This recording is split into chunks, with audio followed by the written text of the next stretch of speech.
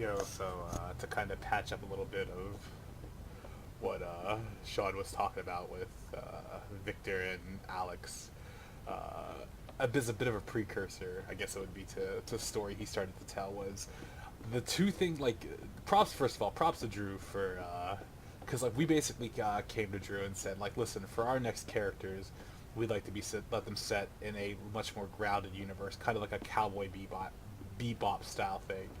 And he was very accommodating in that sense, and he created a universe like for bounty hunters and everything, like within his existing game. Like, I don't think it was a new iteration of his game. It was just, he obliged us when it came to that. And he was, like I said, he was very flexible when it came to that kind of stuff. Like, each time he definitely tried to accommodate the players and what they wanted. And like I said, what we had wanted for this one was very specific, and he did a very good job of putting that together. Uh, that being said, we oh yeah, so Victor and Alex, like the two things I don't think Sean had mentioned. Alex's abilities were, he was like Spider-Man levels of agility, if I remember. Like, he, maybe not quite Spider-Man, because I think I don't know if he had a danger sense exactly, but he had something borderline that. And he was also very agile, like he could do the flips and everything. And then he had the gun, he had the the trench coat he could always pull a gun from. Victor's powers was just one thing, and I was like, DM, like, listen, I don't want this to be like an all-powerful thing or anything like that. It's like, I just want Victor to be immortal in the sense that he's very difficult to kill and doesn't age. Like, he could, like I said, I don't want him to like ignore pain or anything like that. I don't want him to like shrug off bullets, or I was like, no, I want like the bullet to shoot through him, seemed like it would mortally wound him, and then like even like being able to get knocked out and stuff like that. Like, he could be rendered unconscious easily enough. He could be shot in the head and he'd be left for dead, that kind of thing, and then he'd wake up sometime later. And I said, like, I don't care if it's like pawned off as like regeneration or anything like that. Like, just like that's what I want him to do. Like, I want him to be very difficult to kill. Like, I'm fine. Like, if he gets incinerated, he dies. Like, if he gets that, but like as far as like traditional type wounds, like, if he's like loses an arm or something like that, like, he's not going to die from blood loss or anything.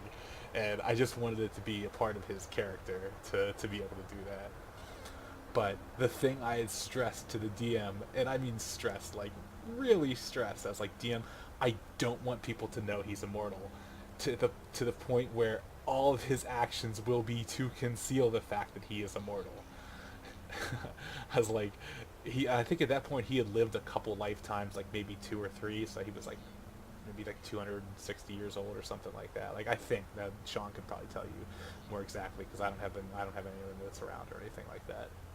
But I'm pretty sure he was a couple lifetimes old, and I said, like, there would be like changes every so often. Like, if anyone caught on that he wasn't aging, he would just like up and leave, fake his own death or something like that, try to cover his tracks as best as possible, take on a new identity somewhere else, change his looks, that kind of thing. Like, he wouldn't get plastic surgery, but he would, like, change his hairstyle, his facial hair, and everything like that. But I stressed it. Like, I spent an exorbitant amount of time being like, DM, I, I don't want people to know he's immortal. I don't want people to know that if you kill him, he'll get back up again. That's the one thing I asked for. And he gave me the nickname that he gave my working name, the Immortal. So I was like, okay, yeah, you got it. I can't tell. Like, I don't know if that was from like the whole disrespect thing that came out that we might have rid Drew on. Like, maybe that was his payback. I don't know. But we gritted our teeth and bared it. Uh, but yeah, the character dichotomy between the two was, Alex was kind of like this young buck who was like, I don't want to say like Victor's protege, but like they had like a working relationship together. And Alex, if I remember, was like a womanizer. Like, that was his big thing, was he's always going out there and hooking up with someone new, and sometimes he'd be bringing her home and stuff like that. And Victor was very, Victor, like, they each had like their own vice. Like, that was like, I think, like, was Alex's like gambling and women. It was something like that. But then, like, they both had like very very strong vices when it came to that. And Victor's vice was substance abuse. Like, he would, drink, like, because he couldn't die, like, he would drink himself like crazy, like stupid, like blackout drunk, and he would do like every drug there was, like the harder the drug the better, because he could get the feeling of like the overdose and everything like that, and he wouldn't die from it. So like that's what he pretty much did with his power. And like if you remember the kind of like haggard, like grizzled looking cowboy dude in the Generations tournament movie that Sage fought, who had like who was kind of the sharpshooter, and he was kind of like, he kind of had like a cool look to him as far as like the gruff dude you were rooting for. Not that we were rooting against Sage. Yeah, Sage is the man. But that was Victor Vega in Generations, I believe. And yeah, that was kind of him. Like he was kind of he wouldn't want to be like in a fight, a head to head fight, even though he couldn't be killed by traditional means. But yeah, like I said, he didn't want to get in there and get shot up or anything.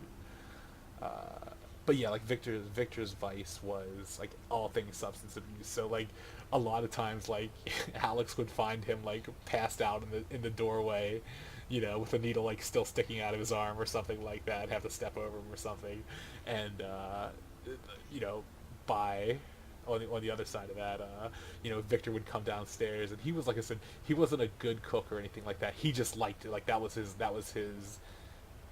something he really enjoyed to do. Like it was kind of his pastime, and I kind of borrowed it from like Jet from Cowboy Bebop, where he had like the beef with bell peppers. Only they couldn't afford beef in Cowboy Bebop, so like that was Victor's kind of thing. It was like he was kind of the cook, but he enjoyed doing it. And like he would have his favorite pan, and like I remember like there was this one big long argument they got into because Alex had some girl over, and I guess she got up and cooked him breakfast the next morning, which was a problem enough for Alex in the first place because she was still there the next morning. But she had used like Victor's like favorite pan, like his most well-seasoned pan that he loved, and she had like cleaned it, and like it's just like he was so upset about, like, she's like, she used my pan, my favorite pan, and like he's considered like just like straight up shooting this girl and like hiding the body or something like that. Alex was like, no, we don't have to do anything like that. But they had a like, and I think like Sean, I don't want to say he understated it, but I feel like he understated how well the two of them meshed together for it being like completely unscripted. Like there was no, we never like sat down beforehand and say, let's say this or anything like that, but we would come up with these conversations where they would each carry on their own conversation as if they were talking to the other, but then they would have these crossovers, like he said with the maid. He's like, I made out with this chick last night. And the bitch was like, yeah, this place is a mess. We could really use a maid. And they would basically weave in and out of each other, and it's like we got a kick out of it from like the third person view of it. But it's like the two characters just meshed so well together. I said that was just one of those ones where I know he said it, but I said I feel like even then it was still understated because it was so entertaining in retrospect to hear some of the stuff that they would talk about. Like I said, there was like hours of them kind of going back and forth, and it was like it changed. It wasn't always just like that meandering kind of thing, but that was kind of their shtick. Was they were on different pages, but they would both sometimes meet and they'd be like, "Oh yeah, we should do that," and things like that.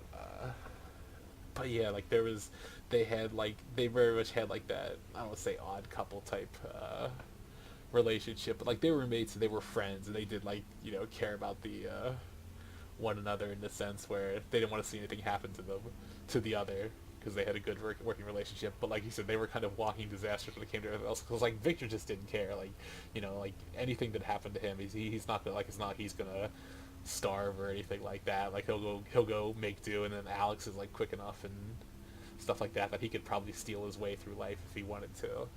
So it was like they weren't like overly, like, they were very irresponsible. Like their living conditions were very modest, and they each had their vices that they tended to.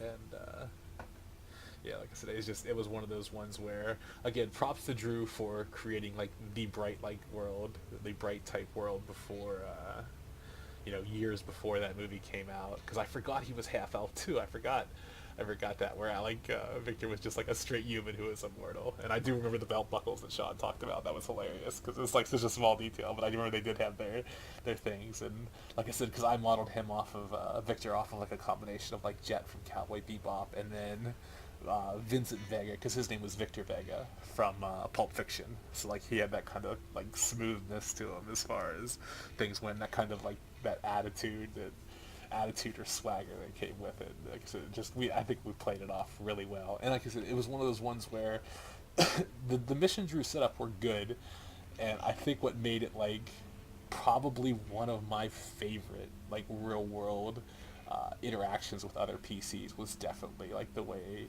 Sean and I played off each other. It was just I still chuckle about it to this day whenever it's brought up.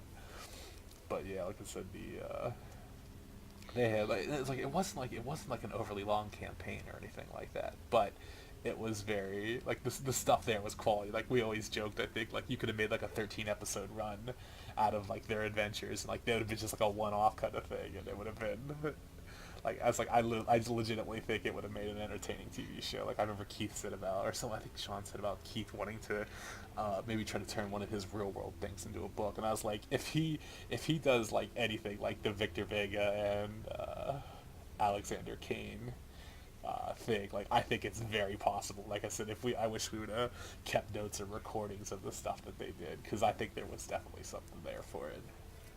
So yeah. Oh, and not to jump subjects or anything like that, but man, like Zen Infinity, like I don't know much about the characters and like a lot of the people at the time he was talking about, but I still like definitely enjoy hearing about them.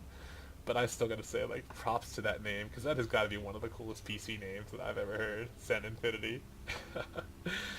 Because it's like, it's one of those ones. I feel like he could be like the beginnings of like this insanely powerful character. Like, you know, when you hear like Zen Infinity, it's like, oh, it's like that's like Beyonder and you know that kind of level. But like it sounds so cool, and so props to that one for coming up with it. And yeah, thank you Tybir for putting up those vids. Like I said, I'm always interested to hear about other worlds. Like even if a lot of the names aren't overly familiar or anything like that, I can still kind of catch what's going on in the story and everything. But yeah, I'm looking forward to hearing. Like there was a moment I was hoping Sean would get to, and I don't want to jump the gun because I'm sure I'll be more out of order than he is because he still has his notes and I'm just going off memory. But there's a there's a moment that bases an achievement in Unleashed where it's something that's coming up that hopefully he remembers. And if he doesn't, I'll throw up another video and catch on that. Because it was just one of those things that was absolutely hilarious, and it kind of screwed Drew over, but I remember we both laughed at it whenever it happened. Alright, I'll cut out for now.